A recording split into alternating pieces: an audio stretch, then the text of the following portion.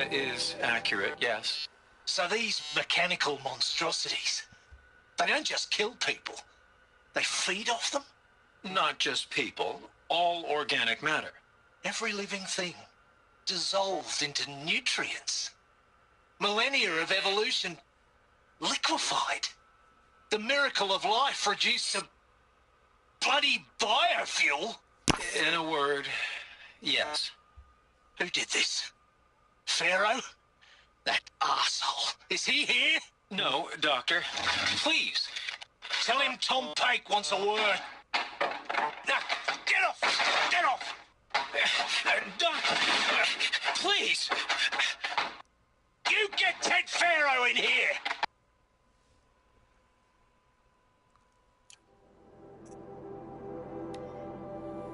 Want to discuss? Whew. So, Mama, she was right. Pardon?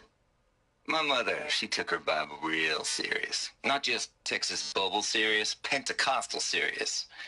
Favorite chapter? Revelations.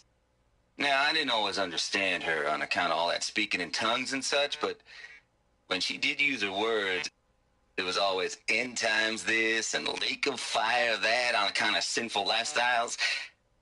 Speaking of which, mind if I smoke? A tobacco cigarette. Sorry, darling. My taste run classic. Compliments to your team tracked me down. Been a price on my head 18 months now. Sterling Malkeet was me, don't mind admitting. Been plenty of snakesters chasing the bounty, too. But I kept the zigging to their zag. How'd you finger me? I believe Dr. Sobek listed you as an alpha candidate. Priority snatch and grab.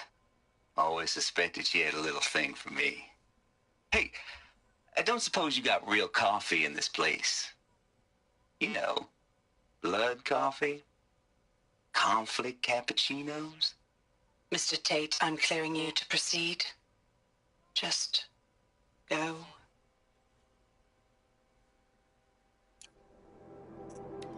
You previously worked for Faro Automated Systems. On the Chariot Line self-replication routines. I came here thinking this was a rendition. When your people took me, I thought, about time. I've been trying to swallow the guilt every day since, Would you like to take a moment? No, I really hoped Zero Dawn was a way to undo it all. My work. And I'm sorry to say I was ever proud of it, but Ted could really sell a concept, and in the labs, in the light of creation, that first test run, when you saw they understood their own structures, could rebuild themselves from memory and light, there were no limits.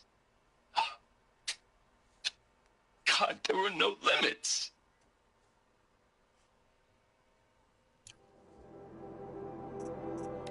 With Suzanne Alpert, environmental scientist. Doctor? I'm sorry, I wasn't, Just stating your name. What were you thinking about, Doctor? Nothing the General said, not really. I was on the Syzygy East Response Team in 2051, just after the second earthquake compromised the reactor. I still dream about it, after all these years. The red zone spreading on the imaging, slowly, so slowly, like a hand opening its fingers. Your involvement in that event is why you were asked for by name. Really? That's interesting. Because nothing worked. Nothing could grow there again. It was a catastrophic failure. But the red zone is a blip compared to global-scale biomass reduction. The biosphere and hydrosphere will collapse, render the Earth uninhabitable long before the robots finish us. Enduring victory can't buy time against that. So, you'd better show me what Zero Dawn really is. I'm sure you now understand the urgency of why we brought you here, Ms. Okilo. Captain Okilo, are you trying to thank me for not resisting? I believe we couldn't negotiate a diplomatic solution. When it came to my country's lithium, it was always a swarm that would be sent to negotiate. Metallurgic International, U.S. Robot Command. The markings changed, but the robots were the same. You have had considerable experience in human-robot conflict. Yes, and I've got the prosthetic limbs to show it. Yet I continue to face this horror, even though the challenge was great. Cyber warfare.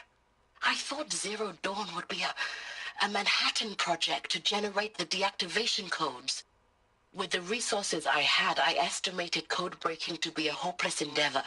I was almost looking forward to being proved wrong. Unfortunately, your estimation was correct. As your General Hera said. So then, you did not bring me here to commiserate. What is left?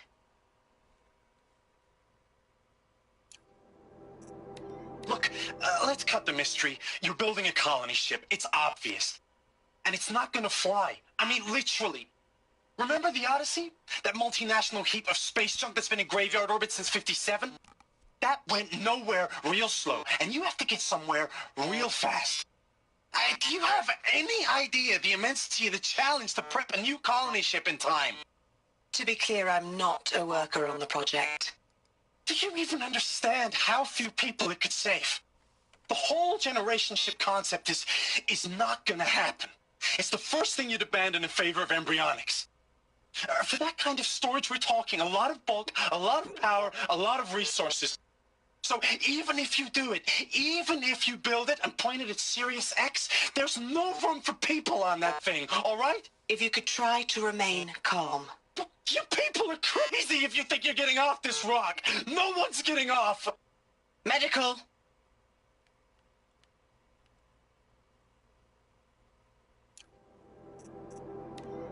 Of course I'll do it. To be given the opportunity to rebuild what the damage that I don't feel worthy of it, but I will do it, absolutely. I want to stress that this was never about your culpability. It is to me. Dr. Sobek, Margot, they were smart to get out of Pharaoh when they did, but not one of us took it as a warning sign. It just told ourselves that we're cut out for the BTRI cabals. That's the better than rapid innovation.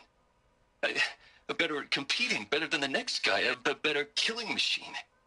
It's just amazing how a century and a half of science fiction did nothing to swerve our species from the path of doom.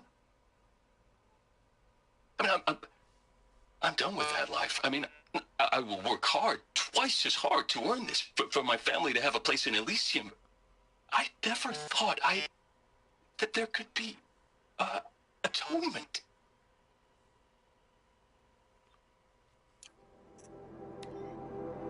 If you're still nauseous. No, the inhibitors have kicked in. I can't feel the back of my tongue. I wish I could tell you I'd believe in this. But the damage is too great, too extensive, too complete. With all respect to Dr. Sobek's work at Miriam, no.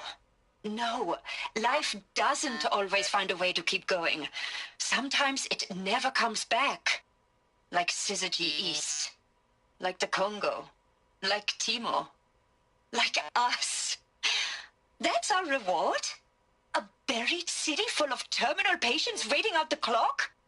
You'd grow old together, with your loved ones, in safety. I don't have loved ones. I suppose I could start a family? I'm afraid not. All inhabitants of Elysium will be medically sterilized. A habitat capable of sustaining a starting base of 2,000 individuals for up to 100 years is a huge challenge, Dr. Alpert. If the population grows instead of diminishes, everyone will be dead inside 30 years. I knew it. I just couldn't bring myself to say the words. I'm sorry? Finish it. Medical euthanasia. I want no part of this. I just want it over. I see. Protocols require a 48-hour waiting period, after which...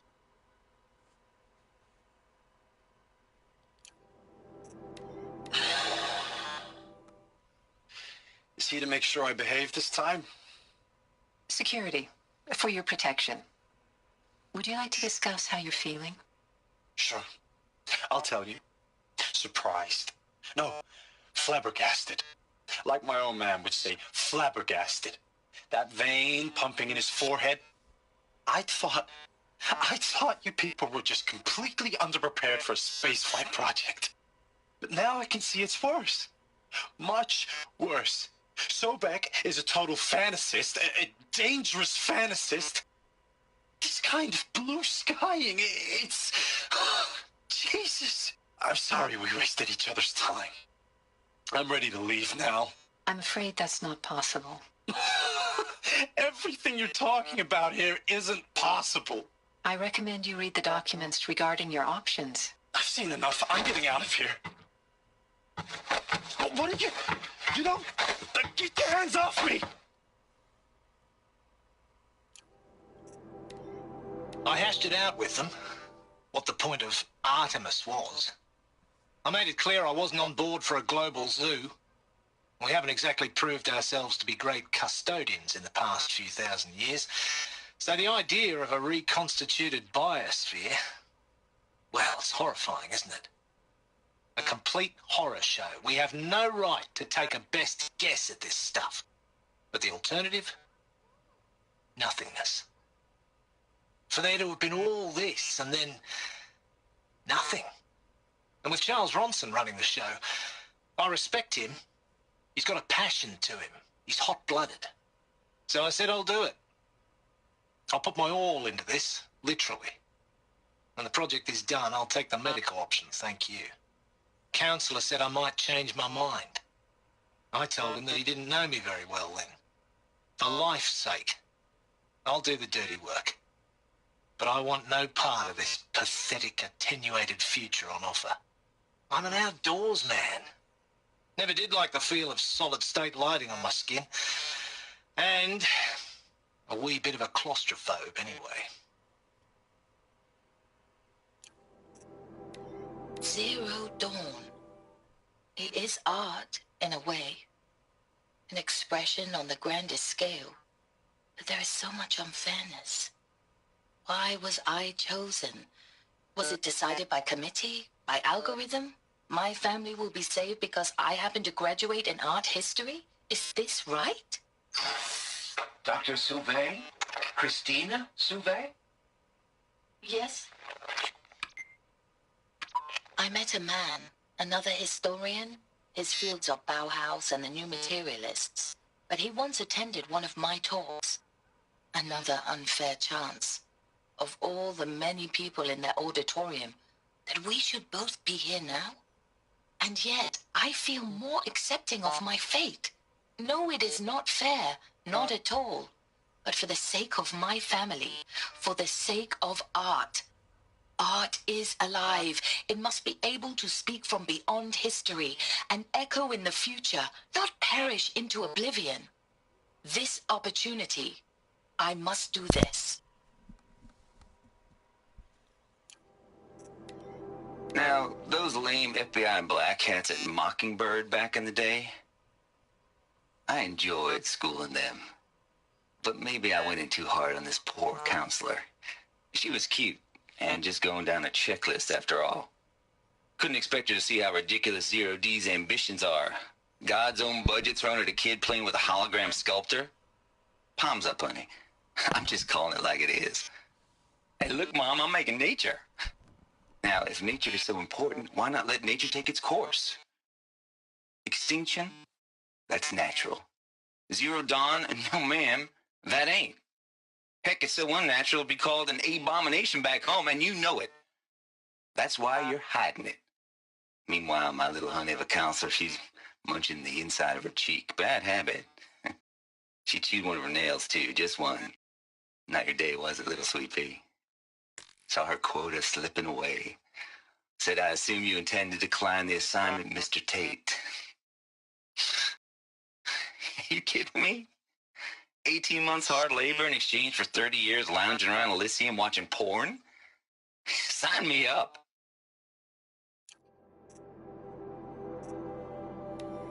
Hey, I'm done with Brett's incompetence, okay? Somehow, he...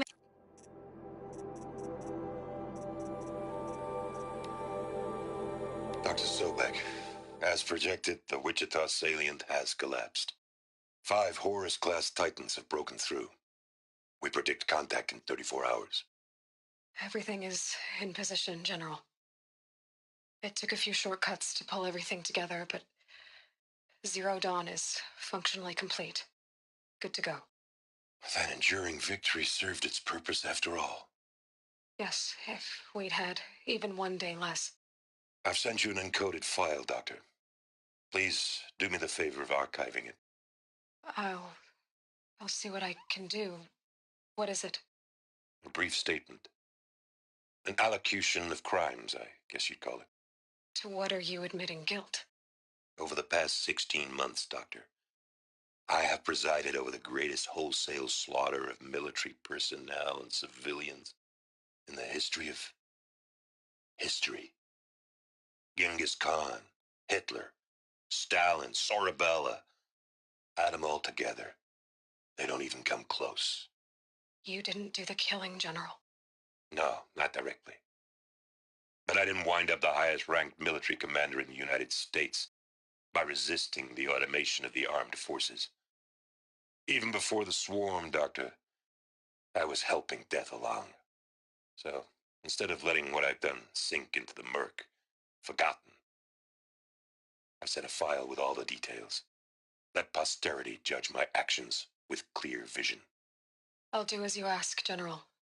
But you should consider that were it not for your actions, our actions, there wouldn't be any posterity to judge us. Perhaps. Dr. Sobek? At ease, General. And goodbye. Hell of a thing.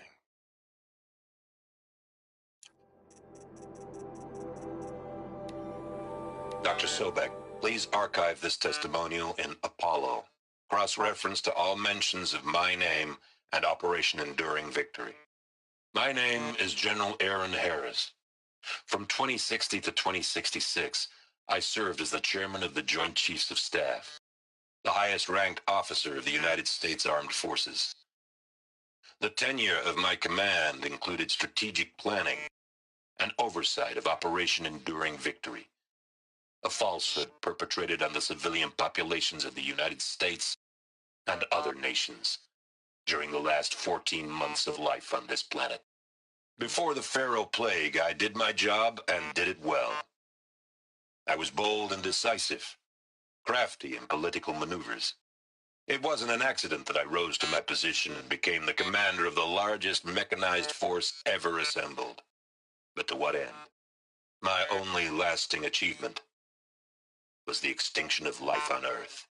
And my one redeeming act, if any, was to delay that extinction by days or weeks, by throwing more death at it.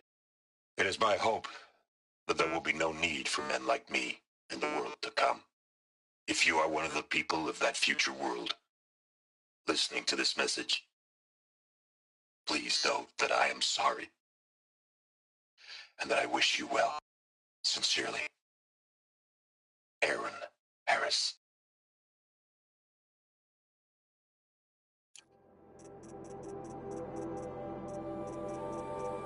Welcome to Project Zero Dawn. I am General Harris, Chairman of the Joint Chiefs of Staff of the United States of America.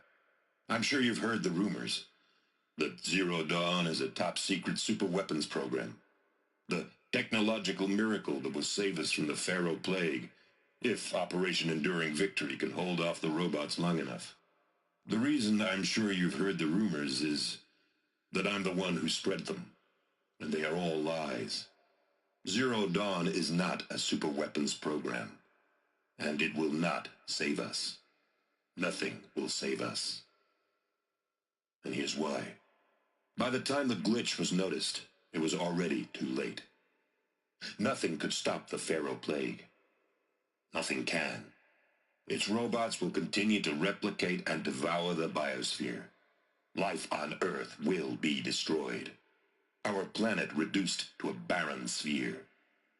Global extinction is inevitable. Every possible countermeasure has been attempted.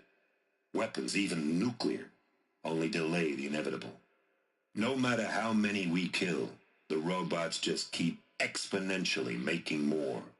If we had their deactivation codes, we could shut them all down. The entire swarm. But since their cryptographic protocols use polyphasic entangled waveforms, cracking a code set would take half a century. At best, we've got 16 months. Not exactly what you'd call a survival option. There are no survival options.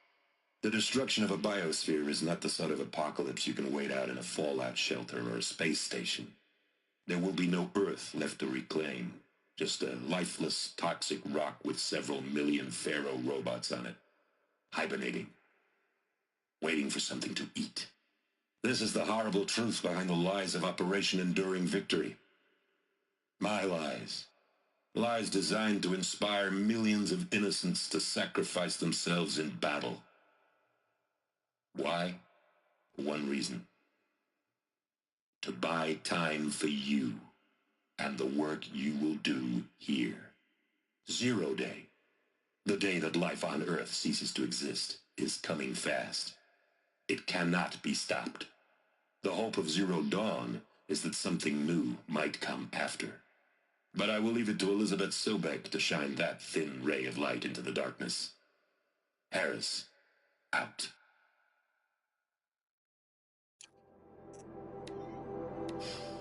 All right. You've heard the bad news, and it's all true. The Pharaoh Plague is devouring the biosphere. Life itself will cease to exist. Global extermination. But does that have to be the end? What if we could give life a future? What if we could build a kind of seed from which, on a dead planet, life could blossom anew? This is the aim, the hope, of Project Zero Dawn. To create a super-intelligent, fully automated terraforming system and bring life back from lifelessness. What would such a system require? At its core, it would need a true AI, a machine intelligence fully sentient, fully capable of making the trillions of decisions necessary to reconstitute the biosphere. An immortal guardian, devoted to the reflourishing of life on Earth. We call it Gaia. Mother Nature as an AI. But that's just the core of the system. For Gaia to perform the miracles required of her, she will need to be surrounded and empowered by a comprehensive suite of subordinate functions. Think of them as extensions of Gaia's mind, each dedicated to a specific purpose. Now, these aren't AIs, but make no mistake, each presents an engineering challenge more profound than anything the human species has ever before attempted. Software that codifies the expertise of world-class minds into algorithms. Hardware that preserves and then gestates the billions of seeds and embryos from which life will be reborn. The construction of underground facilities to hold it all. And that's just the start. Because that, you see, is our saving grace. We don't have to build the entire system. The beauty of a fully automated terraforming system is that it can build itself. Now, over the days to come, you'll learn how all these functions, all these pieces that you'll be working on, fit together.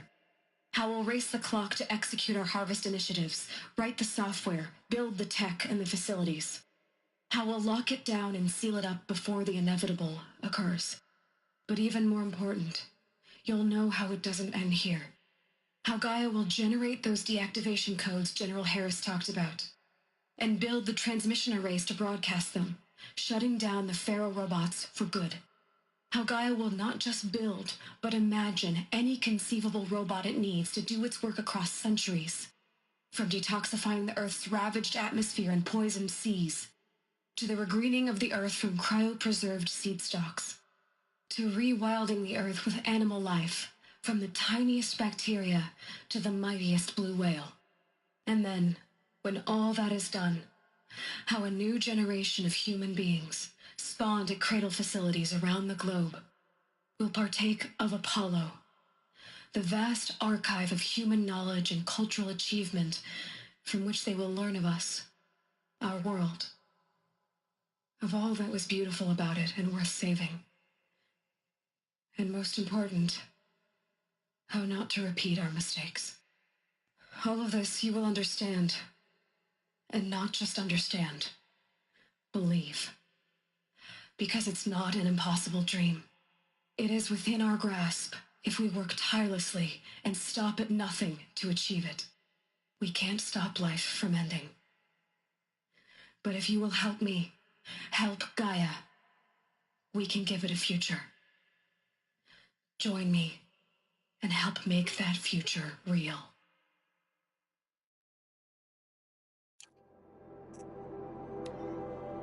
Nuts would benefit from antilopine morphologies, though caprid forms show superior load-bearing capability. You're a quick study, Gaia. Dr. Sobek, as I have conducted this comparative analysis of mammalian morphologies, I've gathered extensive data on the quaternary extinction event. Oh? And your assessment? Gaia?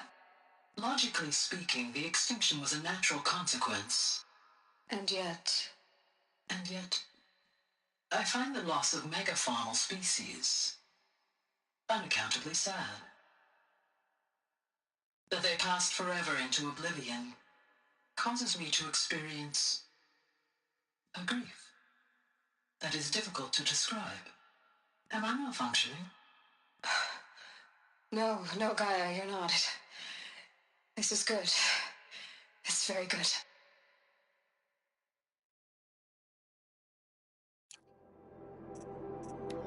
Pure logic won't cut it, Ted. To pull this off, Gaia's going to need to have some skin in the game. It has to care.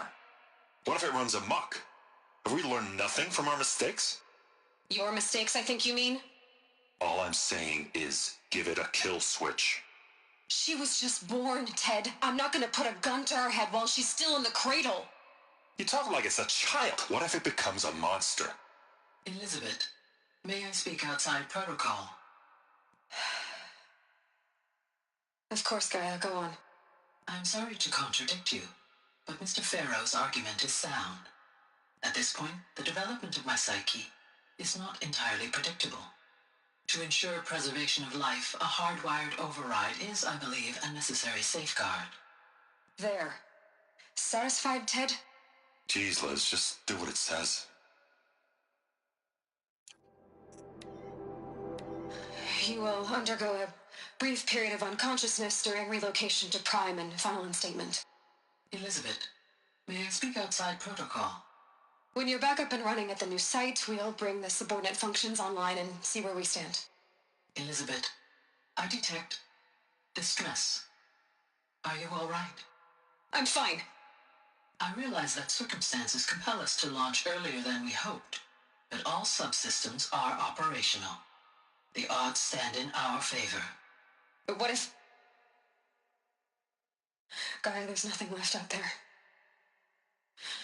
You can't even survive unless you're wearing an environmental suit. There are billions dead, in fear and agony. What if it was all for nothing? Elizabeth, extinction was inevitable. Thanks to you, life will have a future. You really believe that? I believe in you, Elizabeth. In you, all things